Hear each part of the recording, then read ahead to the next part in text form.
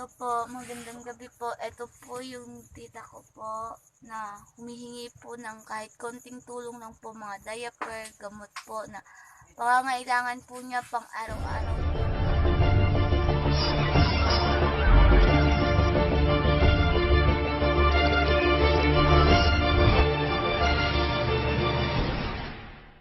Hello, welcome to my YouTube channel. This is Car Bisaya. Nababalik na naman tayo. So mga kabisdak, for today po ay gusto ko lang pong gumawa ng video regarding po sa isang nanay na na-stroke po from San Jose Buena Vista, Antique. Siya po ay si Nanay Pini Mosquero. So mayroon po kasing isang concerned citizen po na lumapit sa akin na nag-message na kung gusto daw po ay tulungan ko po daw si nanay. At nagtanong din po siya sa akin kung vlogger na po ako. Sabi ko sa kanya, opo, ako po isang vlogger. So sabi ko sa kanya, pwede ko naman po kayong tulungan sa ganitong paraan. Sabi ko sa kanya na pwede po ba kayong gumawa ng isang video para po ay gawin natin na reaction po para po ay maipakita sa mga ibang mga vlogger na baka may mga mabubuting mga or mga mabusilak na puso na gusto rin pong tumulong sa inyo. So ayun po at nagbigay din po sila ng video sa akin at before po niyan kinausap ko muna sila, kinuha ko po yung details nila. So ayun po, nag-send po sa akin ng video yung isang concerned citizen. So ito po yun guys, so panoorin po natin.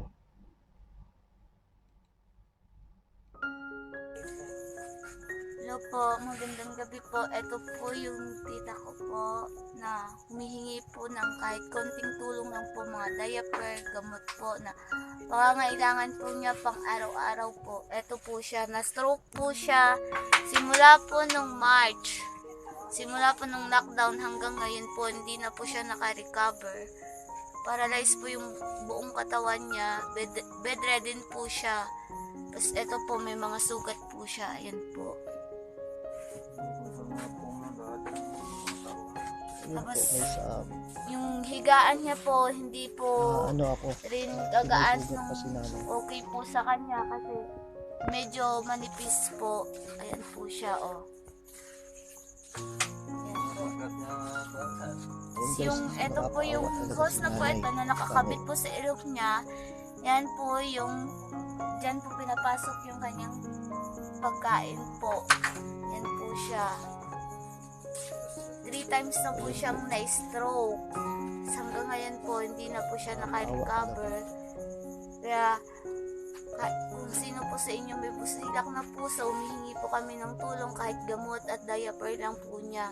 Tsaka yung iba pa po niyang pangangailangan.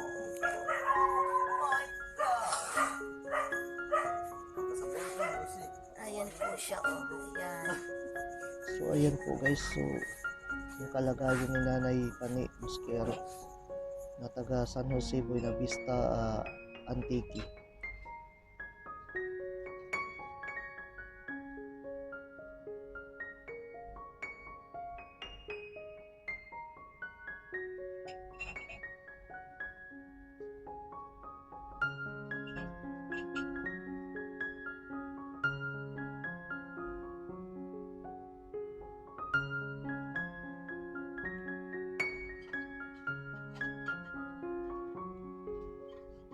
Ayan po si Nanay Pani guys. So ang masaklap lang po kasi nito, sabi ng pamangkin niya na iniwan siya ng kanyang asawa mula nung na-stroke po siya.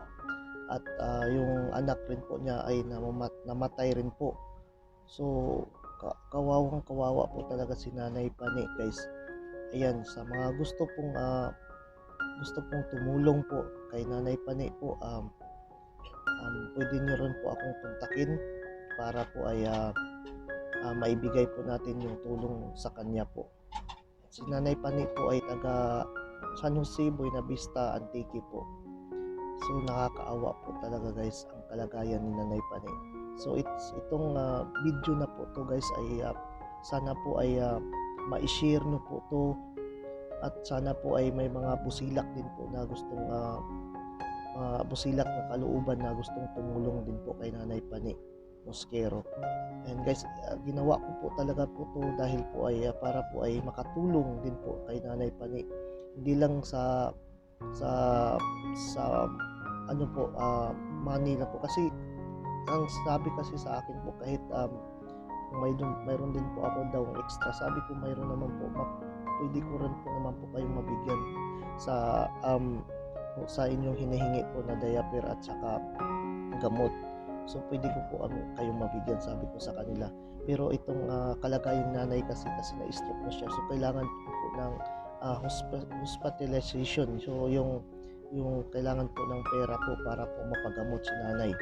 Ayan, sa mga masilak ang kalooban dyan or na gustong tumulong kay nanay, ayan, tulungan po natin guys. At pakishare po itong video na to, at sana po ay makarating din po to kay Sir Rapi Tulfo at kay Jessica Suho sa KMGS. So ginawa ko to guys para po talaga ay, kasi ako nung nakita ko yung video una po talaga ni Nanay Pani, ay ako'y naiyak talaga guys, kasi sobrang awa ko sa kanya. So yun nga, kinausap ko yung isang concerned citizen na yun pala yung isang pamangkin niya, na yung details po niya.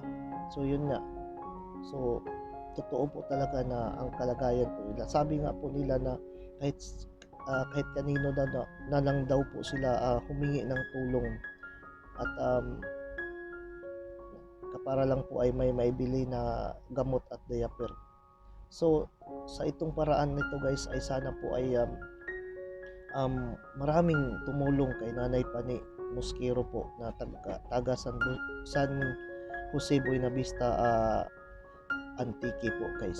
So dito na lang po ako, at sana po ay ma-share nyo po itong video na to para po ay maraming tutulong po kay Nanay Pani. Ayan, at God bless po kayo, at ingat po kayo guys.